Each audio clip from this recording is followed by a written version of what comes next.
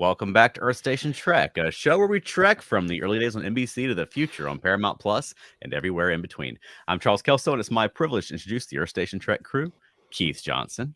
And Moses, Methuselah, Merlin, and 1,000 other names you do not know. Alan Seiler. I forgot to come up with a thing, so I'll just say I was Beethoven at some point. There you go. And Veronica Dashel. Hi. And we're back. Hey, Right. From where? Well, I don't know. Wherever we go. From last week. We're back back from to last discuss- week. There we go. Right. We're back to discuss immortality and Jesus and everything in between. That's right. But before we get into that, do we have some news this week, Alan? Well, yes, we have 3 things we are going to talk about. We would have had 4 because I was planning on talking about the rebrand of the Roku screensaver screen, which Paramount took over and branded for a little while, and it had lots of Star Trek stuff in it, but that's already over. So they did not pay Roku to have it up there for very long. Wow. Apparently. Wow. So the real news, first of all, is that Paramount Plus has released the entirety of Strange New Worlds season 1 on their YouTube page. Mm-hmm. Exciting. That's exciting. Yeah. So if Free to anybody watching or listening who has not watched it yet and you don't have Paramount Plus, here is your chance. Go Yes. watch it. Highly recommended. And of course, season 2 starts in just a couple of weeks. So Right. excited about that. Yeah. So go binge it and then subscribe to Paramount Plus as they want you to. Right. Right. They're throwing out those breadcrumbs. And we have a link to that on our Facebook group. So go check out our Facebook group and you can find the link to that. And you can find a link to this second news item, which is one of our guests that we had on last year, Andrea Kindred, who worked in the production office of the original Star Trek series back in the 60s, has a book out that I cannot remember the name of. From Slavery to the Stars. From Slavery to the Stars. And she's doing a fundraiser to be able to do an audio book of this thing. Mhm. And she is a remarkable woman. She is full of stories. And I think that reading the book would be an amazing experience, but hearing her tell the stories in an audiobook format would be even better. So I highly recommend anybody who can to go and find that link on our Facebook group and, give a little support to Andrea Kindred. She is fully deserving and an amazing human being. Yes. Right. And I'll Well, go ahead. Charles. I was going to say, when we interviewed her, one thing I found about her, she is full of life and joy. Yeah. As only someone who's been through tragedy and strife can be, who comes out the other side. And I Mhm. find that's amazing. Wow. Yeah. And I was going to say that the perks on the Kickstarter also include ebook and print book formats Nice. as at the various levels. But also, she has said that the audiobook, it won't necessarily be word for word from the text because she's going to tell the story.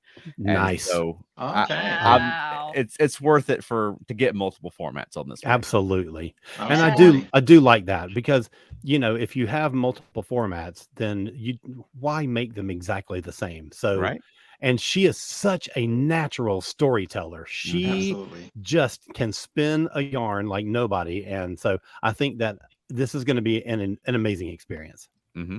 I do want to say, in general, I would prefer that my books be word for audiobook. In this case, I would make an exception, but in Okay. general. We'll let Because Dr. if I'm Kindred know listening to that. the audiobook, I want to hear the book. Otherwise, Yeah. I'd read it because I don't have time to read it. Okay. Yeah. I've never this one, listened I'd to make an it audiobook. What? I've What? never listened to an audiobook, so I don't have a preference. Nope, never. Wow. Never. Well, you do have a preference. You prefer not to listen to audiobooks. yeah. What? I'm gonna say something. It's gonna sound. You know what? This is gonna sound so obnoxious, but I still prefer to read books in my hand. And for those old enough to remember, there used to be a thing where people would say when they talk about some movie, you go, "I read the book," and it was like a real asinine thing to say. And I don't mean it like that, but I just still read and I don't listen to audiobooks, and I'm missing a lot that way too. Yeah, I've been in a job for 18 years where I'm on the road a lot. And so lifeline for me. Sometimes it's music, sometimes it's podcasts, sometimes it's audiobooks. I gotta keep it interesting. Right Yeah. on. Okay, and news item number 3. This is something that is taking place tomorrow, Friday, June 2nd at 11 o'clock. Kennedy Space Center is holding a special panel discussion. And here's a little bit about it. Science fiction has inspired real science exploration projects, including the launch of SpaceX CR-28, which will carry innovative solar array technology, science experiments, and supplies to the International Space Station. Shows like Star Trek have also influenced and inspired many scientists, engineers, and other professionals at NASA to join the space field. This panel combines those who are imagining the future and those who are actively building, exploring synergies between the two. So this is a discussion that is being moderated by Mike Gold, who is the Chief Growth Officer of Redwire, and his guests are AC Charania, which is the NASA Chief Technologist, and Jess Bush, who plays Nurse Chapel on Strange New Worlds. Oh, nice. That's Awesome. pretty awesome. Now, this is an in-person event. It is not being live streamed. So I'm telling this where like most of our audience will have no way of watching it or listening to it. And I apologize for that. But I just thought it was really cool that Jess Bush is being involved in these kinds of things and that she's participating in this discussion. And hopefully, even though it's not being live streamed, hopefully they will release a recording of it after the fact, because I'd really love to hear everything that they're going to be saying. And I'm really interested to hear what Jess's contributions to the discussion will be. Yeah. Absolutely. If you're in the Orlando area, Kennedy Space Center tomorrow at 11 o'clock Eastern. Is it live streamed by chance online? No, Did I just say twice that it's not live streamed at all? I missed it. Sorry. You glitched on my end. No, you glitched on my end, so I didn't hear that. Sure. Yeah, it is not being live streamed, but hopefully they will release a recording of it after the fact. Got it. Nothing's been said about whether they will or not. And even if you can't make it to that, I highly recommend Kennedy Space Center to everyone to go see at least once in your lifetime. Oh my God, it is incredible. But speaking about science being inspired by science fiction, the first written down concept of a communication satellite was actually in a science fiction story, and scientists thought about that. I want to say it's Arthur C. Clarke. Don't quote me on that, but I may be wrong. But it was a science fiction story where the author first posited putting a satellite in orbit above the Earth and bouncing communications off of it. Wow. Later on, we had things such as Telstar and Sputnik that did that exact same thing. Awesome. Impressive. That's all right. That's it for the news. Keith, do we have some This Week in Trek this week? Yeah, I got a couple of things that I thought were pretty cool on. I wanted to do this as a shout out to the Sweatmans, who actually won't be listening to the show for about, gosh, I don't know. It depends how long it takes them to get through like 10 episodes because 3 days. Yeah. But on the 28th of May, 1968, the final draft was presented for a episode I don't care for, but a lot of people love, and that is Spectre of the Gun. Oh, from the original series. I like it. Yeah, it's a third you like series. all of them. Almost. Yeah, I saw that joke that Matt said that the thing was, they said Charles said he likes everything, but it's very hard to hate Star Trek. It's not one of my favorites, but I don't dislike it. Also, on 29th of May, 1987, this was a day that was actually full of a lot of doubt, and people didn't know if this was going to work. But on the 1987, 29th of May was the first day of filming of an episode called Encounter at Farpoint. Oh. Ooh, baby. Yeah. Which and did that work out? Yeah, did it ever? And as I'm sure you guys know, one of the things was when it came in, the episode, which is basically a 2-part episode and kind of like a 90-minute episode, if you think of it as one, it was short. So the whole concept of Q was added by Roddenberry to pad out the episode. Yeah. I mean, you can kind of tell because that is the Roddenberryist concept. I mean, It is. that's like got his name written all over it. Yeah. And Yeah. I adore the work of Dorothy Fontana, but she was always upset about that addition because she wrote Yeah. the Farpoint sequence. But the Q sequence is the part that I like about that episode. Yes. I mean, I that's what agree. makes it a good episode. That's what makes I it know. interesting. And you just think if we hadn't had Q in that episode, that's a recurring character we would never have gotten. That's the wrap up 7 years later of your series that would have been completely different. That's a character that would not have been brought back in Picard. I mean, can Yeah, you absolutely. imagine Star Trek, modern Star Trek, without Q? No. Right. We could have Yes. got Groppler Zorn that whole time. With that Thank funky goodness wig. for that. Yeah. Oh my God! If only Groppler Zorn had been brought back in the finale of Picard. Darn it! Oh my gosh, that would have No. been hilarious. No. On the 31st of May, we had the first day of filming for 2 episodes a year apart.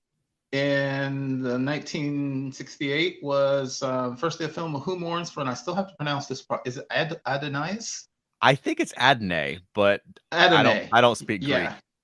Most people thought it was Adonis. I thought it was, or many people thought it was Adonis. I did for years. And of course, that's the one episode with the god Apollo, et cetera, et cetera. Really good episode. Yeah. One of my faves. And then it was also the first day of filming later for Alon of Troyes. Oh, that's a good one. Yeah, another great episode that involves Kirk and tears and love potions and all this kind of stuff. You're not selling it real hard. I know, right? Oh my God! A couple more. The 1st of June, 1984, Star Trek 3, The Search for Spock, premieres in the United States. Awesome. Nice. As a personal aside, it is my favorite of the original series movies. Wow. Most people say Wrath of Khan or The Voyage Home. I like The Search for Spock because it's a deeply emotional for me. More than Spock dying, I actually remember the Enterprise falling through the sky, burning up. Yeah. My And God, the Bones, Klingon. what have I done? Yes, it's a great moment. Or the Klingon ship soaring over the skies of Vulcan as they're taking Spock back to be reintegrated. Love it. I don't think, when you're talking about a favorite, I think that that's just a perfect trilogy. Yes. I don't think you can separate any of those things, because I think when you watch them from top to bottom, you get action, you get emotion, you get comedy, Agreed. you get drama. I mean, it's just everything. And, they were sort of spaced 2 years apart from each other, and they sort of stood alone in their original run in the theater. But now when you have them, what a perfect package those three movies are. Absolutely. And as trilogies go, really unpredictable. If you didn't know what was going to happen next, you would not be able to guess. Now they're saving the whales. Right. Yes, they did a great job. And the last things are 2. This is funny. 2 series finales. On the 2nd of June, 1999 was What You Leave Behind. Oh my God. The end of Deep Space Nine. Talk about something that succeeded past expectations. 24 years. Can you believe that? Yeah. That series has just grown in popularity from something that so many people thought was not going to work at all to just be one of the best ever. Next I year, can't believe that, because I was a senior in high school at the time, and now I'm 42, and my daughter is about to be a junior. So I can believe it was 24 years ago. Wow. That is Next year we have amazing. to do something special for the 25th anniversary of that episode. Yes, yes. Deal.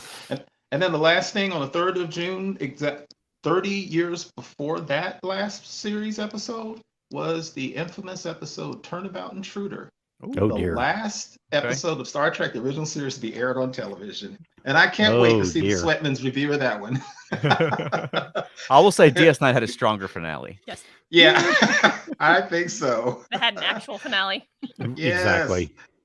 Okay, now let's talk Jesus. Okay. What a segue. Spoiler I alert. know. All right. Open so if your you're- hymnals to page 2. No, sorry. Well, if you're listening on the audio podcast, we'll take a quick break right here and promote a fellow ESO Network podcast show. But don't go away, because when we come back, we're going to be talking about 2 great works by Jerome Bixby. The original series episode, Requiem for Methuselah, and the film, The Man from Earth, which is a personal favorite of mine. Yes. So stay right there, and we'll be right back. And if you're watching with us live, we're just going to get right into it. Yeah. So had you guys seen The Man from Earth before this? No. So No. I only discovered this last year. You'll remember, Chuck, that I messaged do. you, or I messaged all of us. I don't remember which one it was. And I was like, oh my God, I've just discovered this thing. It's called Man from Earth. And it's Jerome Bixby. And it's like a modern rewrite of Methuselah. I was like all excited and stuff. And And so you're like, no, yeah, we saw the stage play of that already. right. And I still had not watched it until yesterday. Wow. Ooh. Wow. Right. Yeah. So I saw it when it came out and Yeah. got the DVD. And Veronica and I actually had the opportunity to go see it when they did a stage play version of it as well. And it was I think it was the Theater in the Square in Marietta. And Yep. Veronica and I went to see it Oh, there. wow. And if you've seen the film, it translates beautifully to a stage play because it's I mean, basically if a you stage play. right, because it's Right. basically a one-room Mhm. Yeah. story. Right. So Right. yes, it is like it's almost intended to be a stage play. Right. Keith, had you seen it before? No, and this is so funny. I mentioned this to Charles. This is one of those I have been telling people for the last 16 years. You need to see The Man from Earth because it's great, and I'd never seen it. Only because of the rap. Every time I know somebody like Charles, they're like, "Oh man, this thing is awesome. You love it." I go, "Oh, I got to put that. I put that on my list." And I had never gotten around to see it. It's literally so on the funny. list that I have. Yeah. And so today's the first time I've ever seen it, and I absolutely and just love Was checked off the list. To set it up for some Yes. folks, I mean, Jerome Mhm. Bixby started writing this film in the 60s, writing the story, and then he literally finished it on his Ah. deathbed in the 90s. Mm. And I Mhm. believe by the end, he was dictating the screenplay to his son to finish for him. And Wow. but it shares a lot of themes in common with the Star Trek episode Requiem for Methuselah, which he wrote in the Mhm. 60s. And so we Mhm. thought it'd be a great pairing of stories to talk about would be these two. And we're going to spoil The Man from Earth. And if you've not seen it, I recommend seeing it rather than our description of it because I think it's just it's my favorite kind of sci-fi story where it's just Yeah. characters in a room and Mhm. just through dialogue can you build a great sci-fi story, and they do. Yeah, they do. Um, Absolutely. Do we want to talk about both of them at the same time, or do you want to do one at a time, or you just want to Well, I flow think between the just two? we just float between the two and however the Okay. conversation goes. I think Alright. I don't think it has to be a review of one and the other.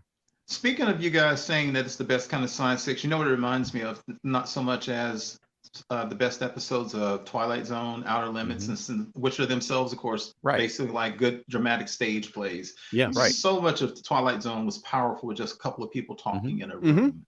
Yeah, and in Because particular, it's Go ahead. exploration of a concept, and if you have Right. a good, solid concept, and you have it thoroughly thought out and explored from different angles, I think it's incredibly engaging, and that's exactly what we have in this movie. right. And back in the day, I mean, these days sci-fi, you've got like the sky's the limit on the budget. It seems like Right. you can do Right. whatever you want. Yeah. But back in the day, it was like you have no money. You Yeah. could have a set, maybe you could have a couple of actors, but it's just like write a great story and perform it well. You know what I mean? That's all you've got. Yeah. Yeah. Exactly. Right.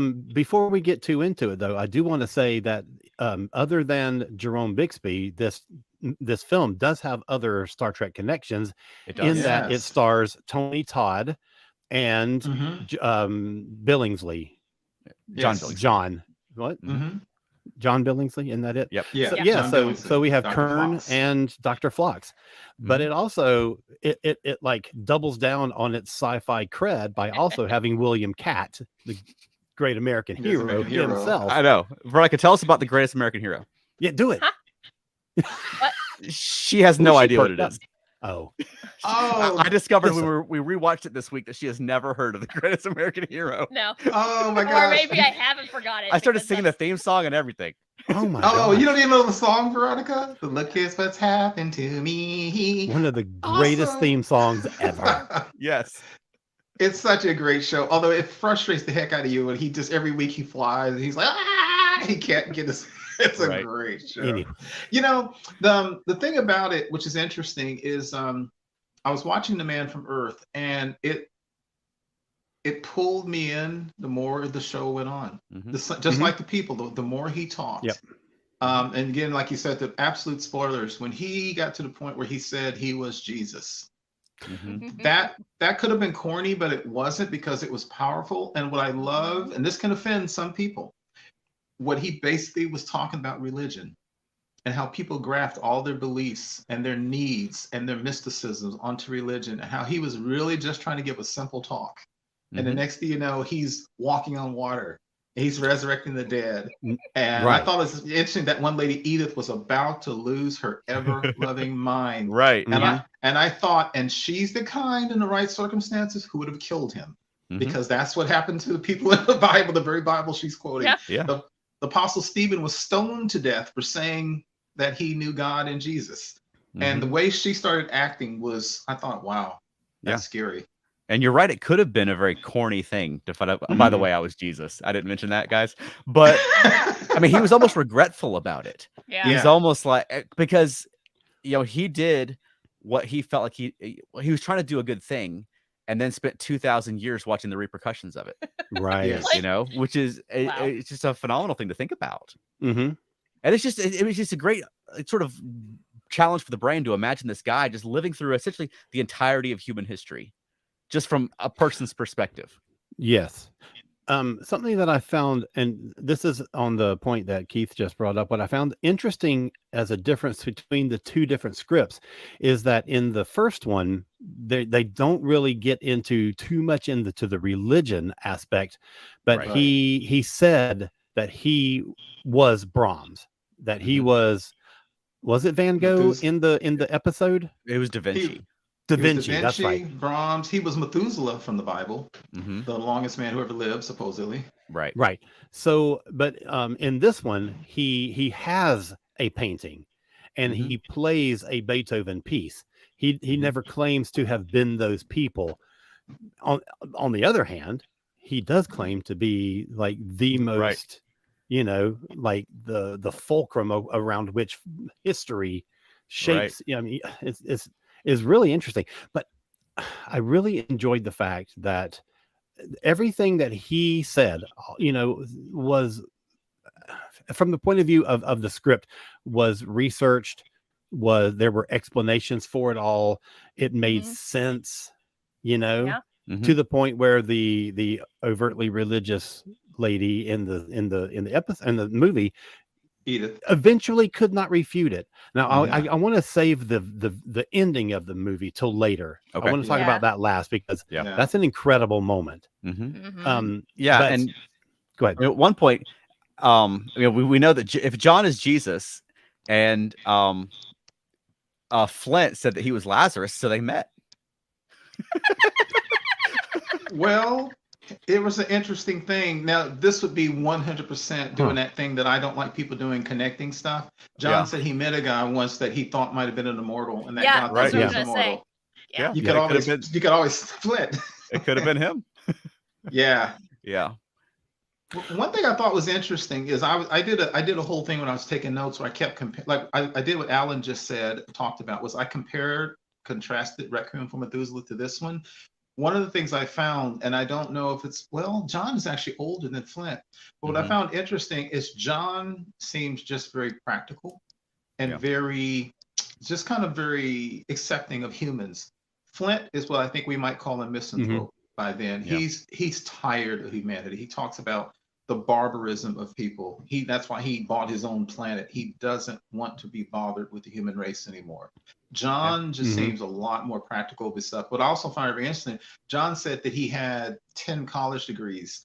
Mhm. And Requiem for Methuselah, Raina, although she's an android, Raina had 17 degrees at that already. And Flint said that not even Spock was on his intellectual level. Yeah. John's like, I'm just a guy. Yeah. I'm just a guy. Flint is a super genius. And Right. I wonder if it's a difference in their focuses throughout their long lives. It could be, or aptitudes. I mean, if John's just a regular Yeah. guy, and sure, yeah, like he said, you can get a biology degree in 1845, but Right. he's not up to date. Like you can't keep up with everything.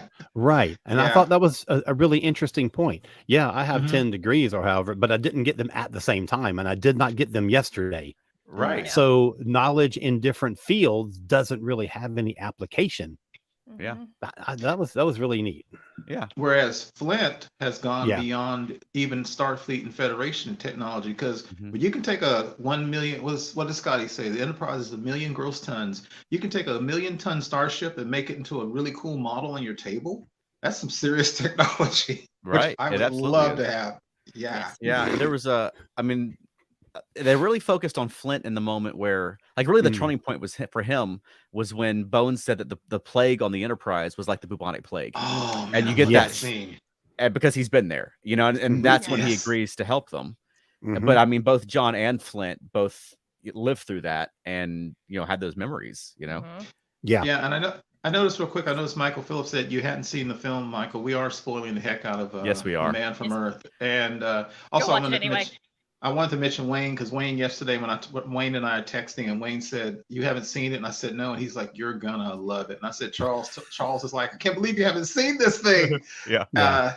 It stays. One thing I was going to say real quick about your thing about Requiem for Methuselah is, as we all know, one of the reasons that we all like the original series is they recycle the music over and over, but it became a part of it. And the music they play, I can't do it here, just the da da da da da. It's the music they use for whenever it's like some really deep moment. That's the music they played when James Daly, and I think he does a phenomenal bit of acting. Both of these actors and both of these products, they don't overplay it. They're almost understated in their personalities.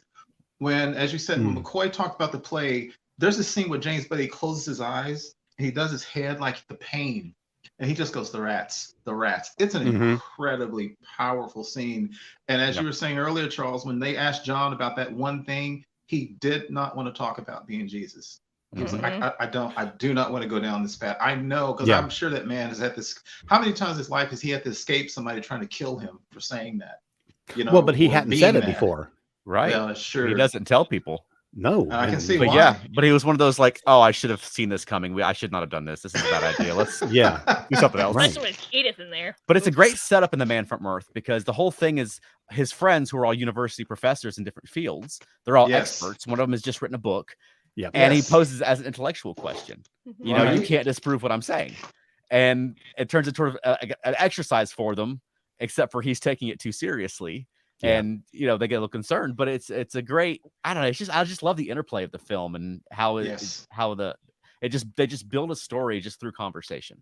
Mm-hmm. I also said, you mentioned, Charles, that Bixby worked on this on and off for 30 years. You can tell because that is as tight a script as I've ever seen for such a short production, because it's little things he did. And also, John is very different from Flint. Like at one point, Edith just blurts out, "Where were you on so-and-so in 1292?" And he's like, "Where were you last year?" Right. Yeah. He's not a super genius. He's like, I'm like everybody else. I don't remember every little detail of every single second of my life. Do you? Right. And I thought that was great. Well, you know, what's interesting is that I've been working on a book about basically about Wholanta and about all these nutty adventures that I've had with Doctor Who people over the last 15, 16, 17 years. And there are details that I have to like talk to other people to get to like jog my memory because it's blurry, you know, because things happen and you don't necessarily pay attention to every single detail, thinking I need to retain this for this future use. But that's only 18 years. He's talking about centuries. There's no way you could remember details from centuries. And that the accumulation of all that stuff, the more you accumulate, the fuzzier all the details get. Every treatment of an immortal I've ever seen, whether it's this or whether it's one of my favorite properties of all times, Highlander, Alan and I had that question, which is, if you have the same organic brain I do, when does it fill up? When does it fill up? 14,000 years of memories? Yeah. And That's like a you long said, time. like in your life, I mean, everybody, you remember high points, you remember low points, you remember traumas. You know, there are certain things will stick in your mind, but you don't remember every moment of your life. Right. You know? Right. And I thought it's very realistic and believable in that way. But that was the interesting thing, was that they were expecting him to have recall. They want him to be a history textbook. They want to say, you know, in 1492, what did you do? What were you seeing? What were you, you know, smelling or whatever? And you don't have that sort of recall. You will remember the big things, you know, but you don't remember everything. I mean, I don't, you know, the whole thing that people always say, I don't remember what I had for breakfast yesterday. Yeah. Right. Yeah. You don't, I don't because you don't remember- retain that stuff. Yeah, I don't remember what was going on summer of 1996. I know the Olympics were in Atlanta, but right. I don't know. Yeah. Right. The The other thing I thought was interesting is they did the thing which in both episodes, especially here, they did the thing as you were just saying, guys, that we all do. If you knew somebody was a mortal, what would you ask them? Did you know Martin Luther King? Did you know Abraham Lincoln? Did you know Alexander Graham Bell? Well, you know what? How the heck would they know to go visit those people all the time? Necessarily, not every great person. There's an old saying. What is it? Something like, I think it even comes from the Bible. It says, there's old saying something like, truly a prophet is not appreciated in his own country, something like that.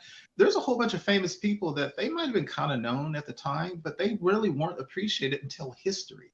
So sometimes John's like, look, like Alan, you said 1492, he could have just been a blacksmith somewhere. Exactly. He didn't necessarily know that there was this dude named Columbus, and I got to go get to Spain and go check this dude. You don't know. So you don't know if this mortal would not necessarily have met Albert Einstein or somebody great. Well, that's the thing. People, we know these names because they're history. For him, they're not history when he's at the same time as them. So how would he know until they have become history?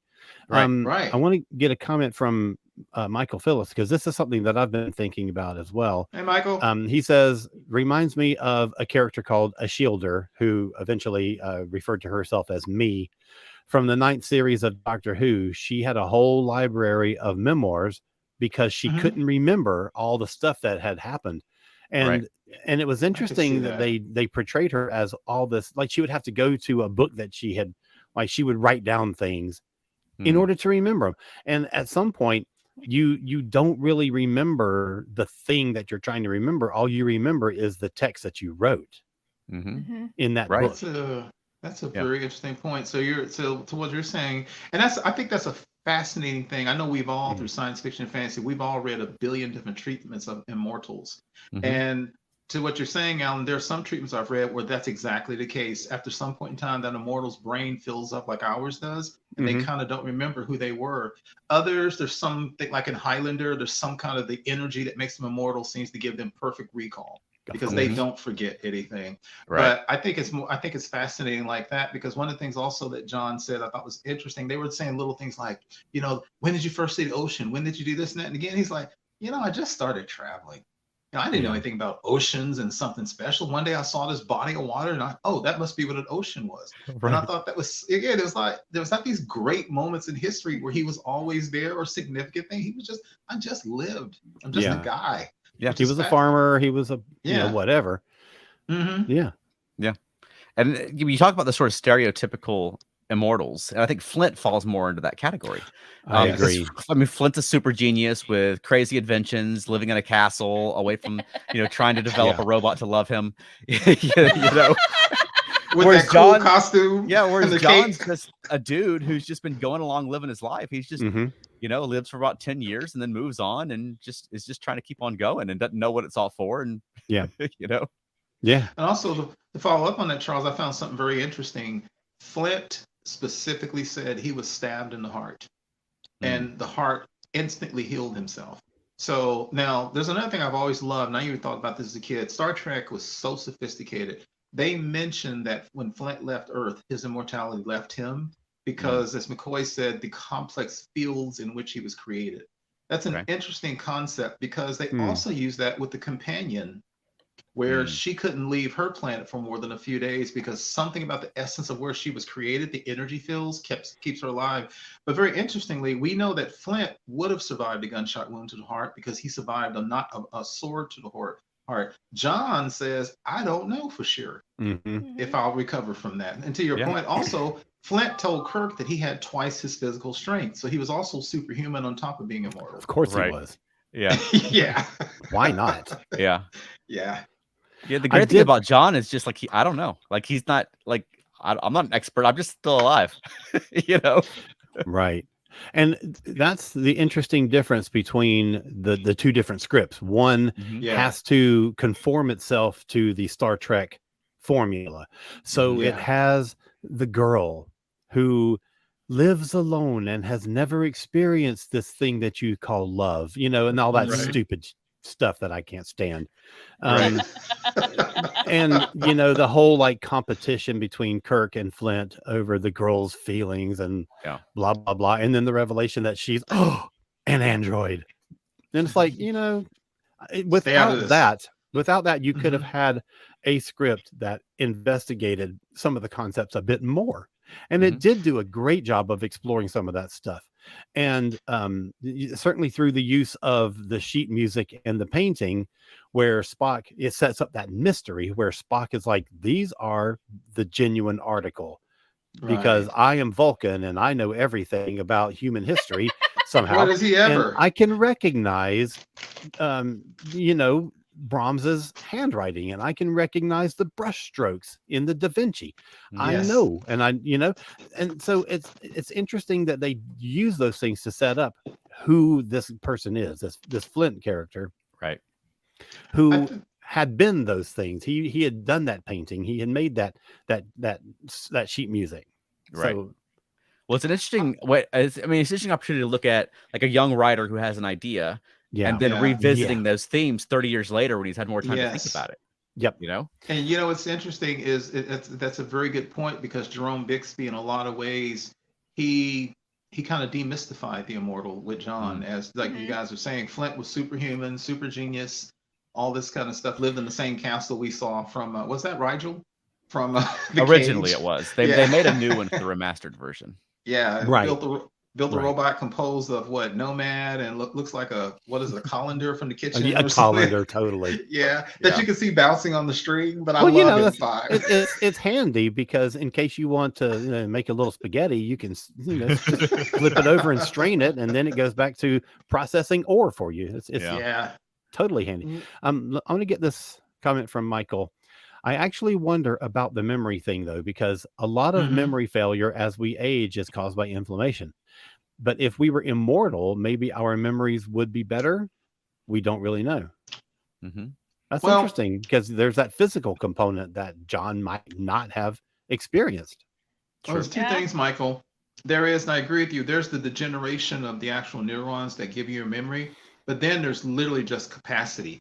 Because at some point in time, you're going to run out of neurons to form memory. So I'm kind of wondering, it's almost like a hard drive filling up. But another thing about immortality I thought was interesting, even with Star Trek, you have John and Flint, both of whom you assume can heal, because John said he's had every plague known to man, but he doesn't scar. So he obviously has instant healing factors. I always thought it was weird that on that episode, Plato's Stepchildren, and I think I'm spoiling this for the Sweatmans, but I'm not listening. I thought it was weird that those people were 2,000 years old and still going. Yet a simple cut would kill them. That kind of doesn't make sense for immortal. You can't, you couldn't Yeah. live like that. You'd have to No. have some kind of resistance. There's just Right. no way. Right. And you can't be that vulnerable Mm-mm. to something that simple and have somehow miraculously turned out to be immortal. Right. Yeah. One other thing about John I found very interesting, and this is something that it makes you look at your way in a way you don't like to look at yourself. If you remember when we had COVID, every one of us was going to learn 2 new languages, learn to cook, and get in shape. And a whole bunch of us gained weight, didn't learn crap, and watched television. We started a And- podcast. Yeah, well, good point. Good point. Yes, But we did, buddy. I think what Alan, you and Charles were saying about comparing the two, I think it's very interesting. Flint's the guy Flint's the man we would like to think we would be if we lived 6,000 years. Mm. John's the guy we might be. Yeah. You might be just Yeah. a regular guy for 14,000 years, and you thought you were going to solve the mysteries of the universe, and you were just a regular guy for 14,000 years. Mhm. I'd rather be John though, because at least he's got Yeah. friends, and he's not living alone with a robot who doesn't love him. Yeah. Right. Oh Good point. man. Yeah, That's I funny. mean, Requiem for Methuselah has quite a bit of Forbidden Planet in it in the setup. Yes. Where Mm. instead of Morbius and Altera, you've got Yep. Flint and Reyna. Yeah. And it has that Yeah. problem that a lot of episodic TV has, where Kirk falls in love with this young lady in an afternoon and Makes isn't no going to get sense. over it. Like, No. Well, and to the point where it's a detriment to him fulfilling his mission. Yeah. while Like, his he's crew so- has a plague. He's so, right. He's so Yes. distracted. Yes. And that's just I just feel like that undermines Kirk's character. Yes. Yeah. You know? It Ah, does. it just drives me And you- bananas when they do Like, stuff I feel like the Kirk we knew from earlier seasons wouldn't be dancing the waltz. He'd be, I'm going to watch this thing, process the thing, and Yes. like tapping my foot the whole time. Like, let's go. Right. right. Right. Yeah, that made that, and this is so funny. was indifferent to Requiem when I was a kid. I first watched Requiem from Methuselah when I was 10 years old. I was indifferent to it. It was okay. But I've always had an appreciation of history and things thanks to my older brother. So when he said he was Brahms and stuff, I thought it was amazing. But as I've gotten older and as they say, you have to live experiences, like the fact of being tremendously lonely. I understand that. I'm not, but I understand how he goes through that. But Alan, like what you said, I agree. The whole thing with Kirk's behavior and that love story needs to be excised from that show and replaced with something else. You cut that out, and you have, despite the incredibly famous ending of Forget, the love story makes no sense in any shape, form, or fashion. You can have an attraction, but my God, 10 minutes later, he's like, "Come with me. You love me, not Flint." Like, dude, seriously? And your crew is dying. And so they did another Star Trek trope I think is really funny. Only Star Trek can predict exactly when you're going to die from like a disease. Like, we don't inoculate them in 5 hours, they're going to die. Huh? 5 hours and 2 minutes. Yeah. But it doesn't. And if you're a couple points, Spock one point says, "Sir, I respectfully suggest you pay less attention to the young lady." Yeah. Kirk's like, "I don't like the way he talks to her." Dude. I loved Spock's role in that story. Yeah. He was the level head. He was the let's focus on our job. You know, I understand, Captain, that your hormones are inflamed, but let's settle down. And I thought he was just really, really great. Yeah.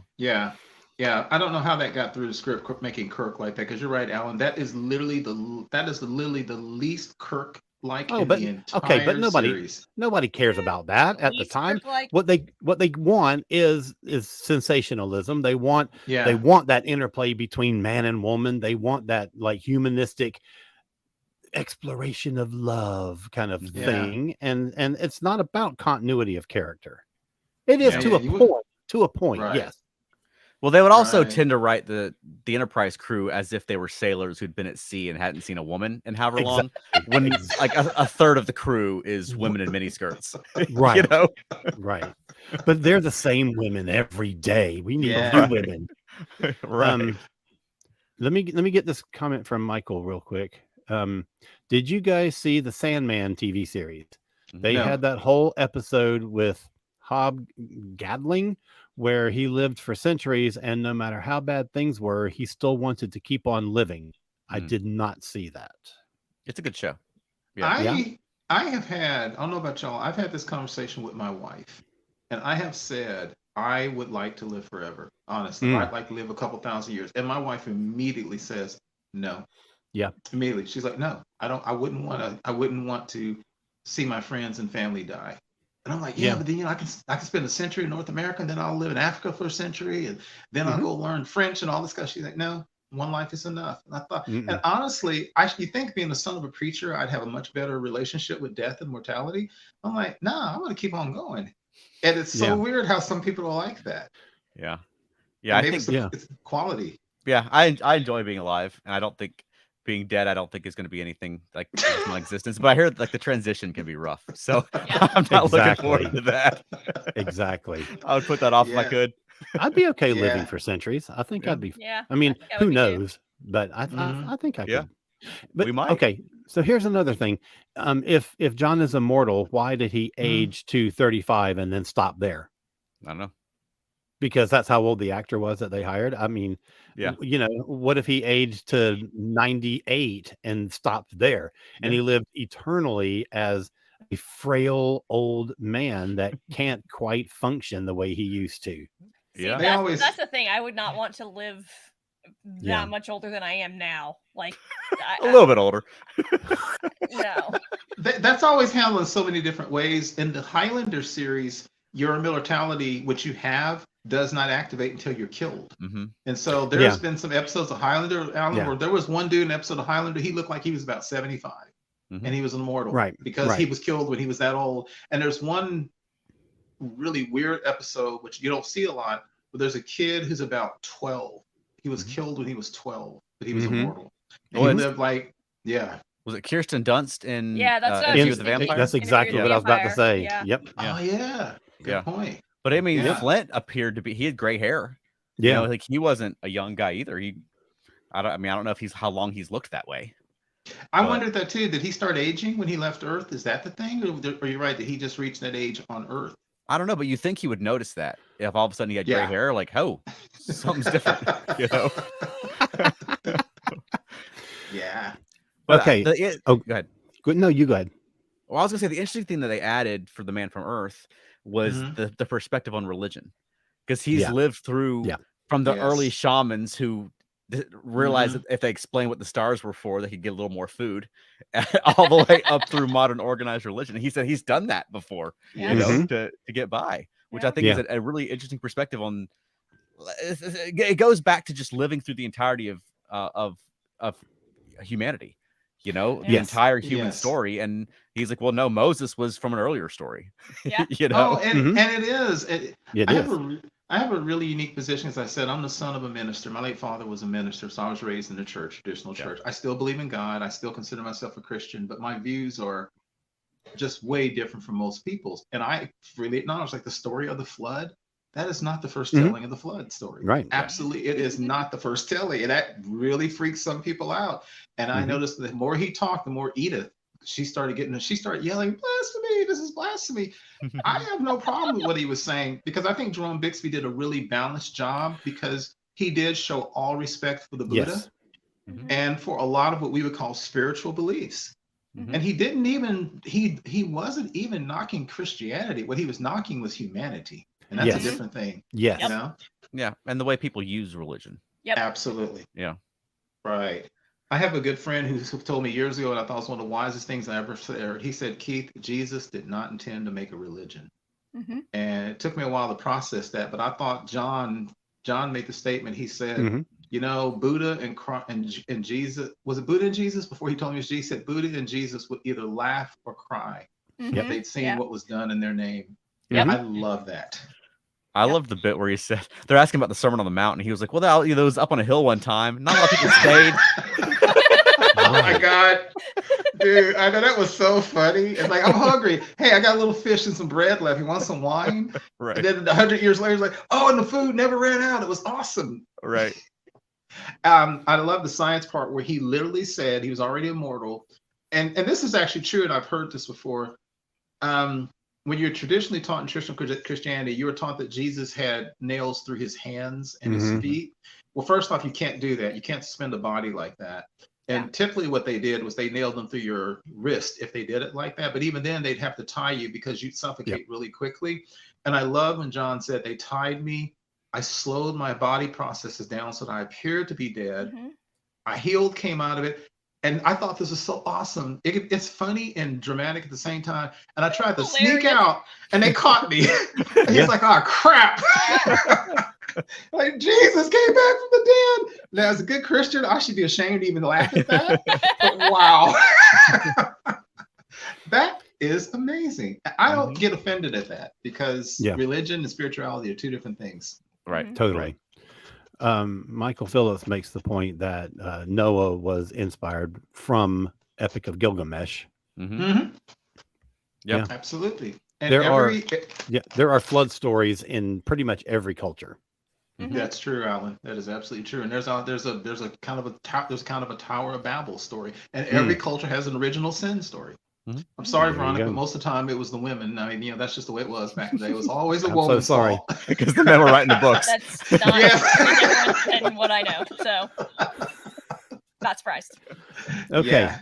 So since Keith mentioned it a moment ago, I want to talk, because we're coming up on, like, we're at 10 minutes till an hour. I want to Jesus. talk about the endings. What's so funny?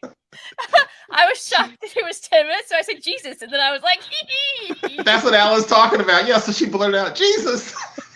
Anyway, I want to talk about the endings of both of these stories, because they both have really surprising and really interesting endings. Mhm. Mhm. Methuselah has Spock basically erasing a memory from Kirk's head. Yeah. Yeah. McCoy says, I wish he could just forget her. And then Spock made that happen. Be careful what you wish for. Exactly. And I mean, and I love that they ended on that. There's no, like, exploration of the ramifications of that action. It just kind of leaves it hanging. In the movie, the psychiatrist tells John, okay, enough is enough. Stop this nonsense. These people are really upset. You need to say right now that this is all a story. You made it all up. And he went along with that. He said, yeah, I made it up. I'm sorry. This was all a hoax and blah, blah, blah. And they're like, oh, John, you're just such a card. And he's like, hey, this was us sitting around having a philosophical examination. We are just exploring ideas. And all of you gave me the setup for the story that I told. So, I just built on what you were saying to me. When everyone leaves, he then says, the girl says, oh, so, hey, your name is Oldman, old man. What other pun names have you had?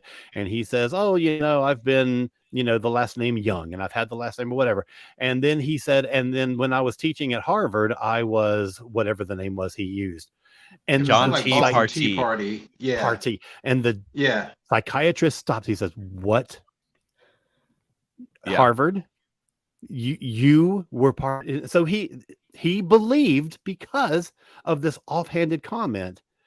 And I thought that was so interesting. I think it would have been a much more parallel, narratively speaking, a parallel experience if they had left it hanging on, yep, it was all a joke, because then you don't know if it was or not. Right. But they resolved it with one character. And the one character. When the twist was that man was his son. And had just realized it because that was his father's name. And they had previously established that guy had been a professor at Harvard and that he didn't know his father and so forth. Yeah. And so I mean that was such an amazing ending. Sorry, people who are watching or hearing this and haven't watched the movie yet. It will not diminish the movie experience. Seriously, you got to let this one. Do we think that John knew that was his son? Is that why he was there? I don't think so. I don't think he did. And I don't think he realized it until that moment. And then she made the comment at the end, like, you've never seen an adult child die, have you? And he was like, no. And then he's probably avoided it. So that was the first time he's been through that in all this time. Yeah. Right. Yeah. I found her character really fascinating because this entire time she just accepted what he was saying. Yes. She just accepted him. And even at the end when he was like, oh, nope, just kidding, guys. She was still like, yeah, so this is the fact. Yep. I think that's a good point, Veronica. And I think she believes him. And I think Tony Todd mostly believes him too. I think Tony Todd, because Tony Todd's like, there's something about you. And I think Tony Todd wants to believe him. And he leans more towards, I think this guy is telling the truth. Yeah. But after 14,000 years, how many times has John seen, if not himself, somebody in a position to be Joan of Arc was burned at the stake? The Salem witch trials. He's like, nah, I see what's going on. Because I remember my wife was watching this with me, and when the doctor, his son was like, basically, you're going to be locked up. I'm like, what the hell? So what if he thinks he's Jesus? He's not hurting anybody. He's not even starting some violent death cult. Why would you want to lock that guy up? I'm like, my goodness. No, this is why he don't tell anybody. Right. Yeah. Right. And I did it's a subtle love story. Or romance with him and that woman over the course of the which I thought was actually better executed than the love story in Requiem for Methuselah. Far better. But she was real sort of quiet the whole time, and it was just sort of woven in that. At first, like, he asks her if the tests are there because she has to look for that, and she knows where the tests are at his house, and things like that. Up until when he's driving away, as he says he always does, and he stops. And then she goes to get in the car with him. I thought that was just really well woven into the story. I totally agree with that. Yeah. Very, very effective. I remember watching, again, I keep referencing, I remember watching the first episode of Highlander when Duncan MacLeod revealed himself to the lady who was his girlfriend for the first 2 seasons, Tessa. And he showed her that he was immortal. In his case, he proved that he shot himself, killed himself, then immediately came back to life. And the first thing he told her was, one, immortals can't have children, and you're going to have to deal with that. And he expected her to run around horror. And the first thing she did, she touched him on the face and she said, I can't imagine how lonely you must be. 400 years of this. And one thing, Alan, we were talking about Flint, the love story is not good, but one thing that was really powerful was when Flint talked about, he said, love. I've known a love 1,000 times. You know, the brief, something like the brief scent, and then death, decay. And I was thinking about that, and I was asking myself, would it be selfish if I were immortal to keep getting with women who will watch me grow, never age? And, you know, the whole feeling of, look at him, he doesn't age, and then do that to them and then move on. Is that selfish? But you're a human, so you want love. Yeah. And so I really feel for Flint, even though he built, you know, he had to build a robot girl. I really feel for Flint. And I felt with John, because you remember John told that lady, he kind of sort of said he doesn't love people anymore. Or he kind of like, I have affection, but if you've done it that many times, it's not even that you're burned out. It's like, you know what's going to happen. I got to leave you. I got to move on. Yeah, he said, I've gotten over it too many times. Yeah. Right. Yeah.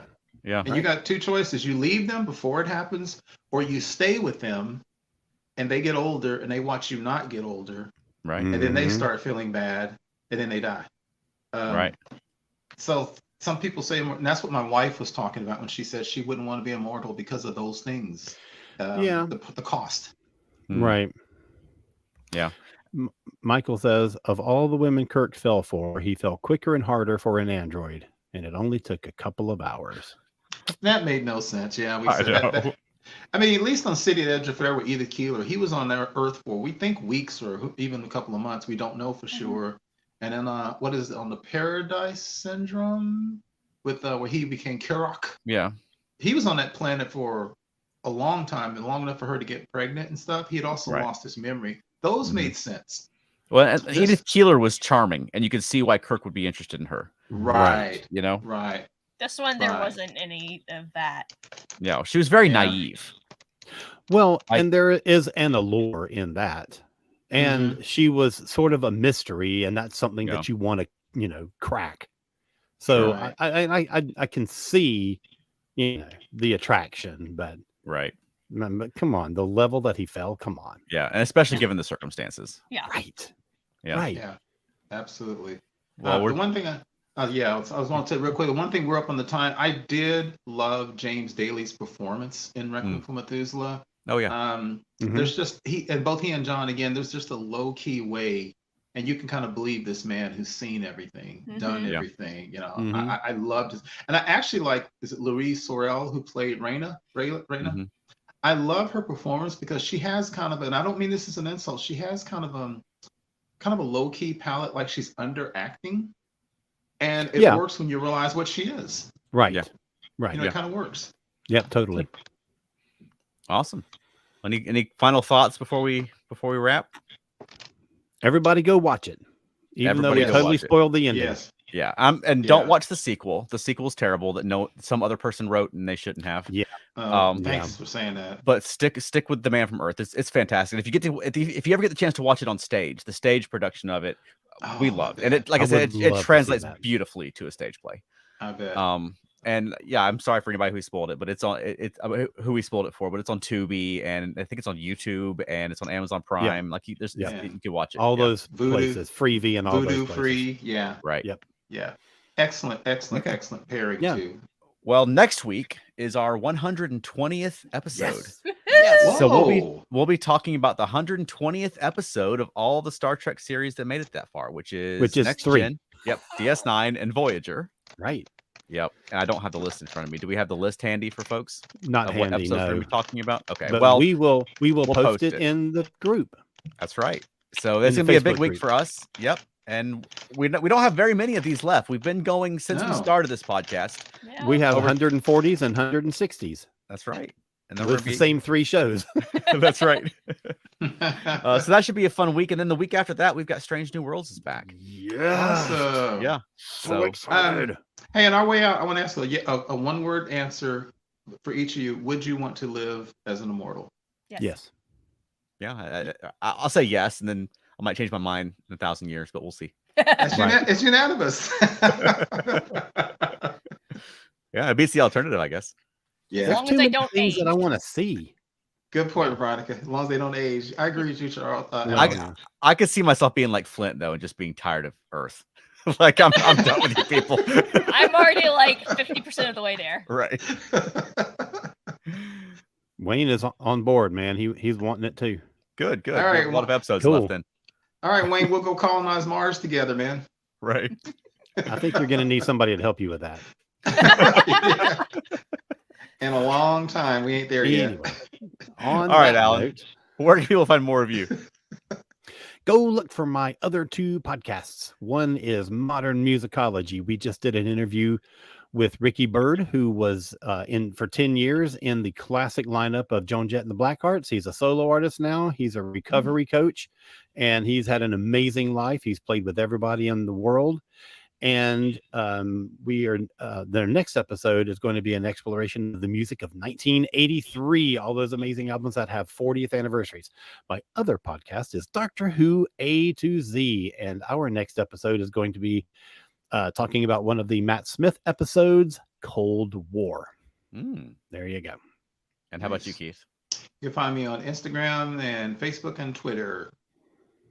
And how about us, Veronica? FeltNerdy.com. Yep, we've got a few performances coming up, which we've been talking about and posting about. But in quick, June 10th at FrankenCon in Knoxville, June 17th at the Sandy Springs Library here in the Atlanta area, and then July 22nd we'll be at the Sinful Variety Show at the Red Light Cafe in Atlanta, and then we'll be at DragonCon in September, and hopefully we'll be filling other things in between. But that's what we have so far for right now. Yeah. And where else can they find us, Veronica? Monkeying Around, a podcast about the monkeys. Yep. And we're actually in the midst of recording a series of special episodes with some big guests. So tune in. The next few Monkeying Around episodes are going to be big ones. Yep. Ooh, I'm excited. All right, Veronica, do you have a closing for us this week?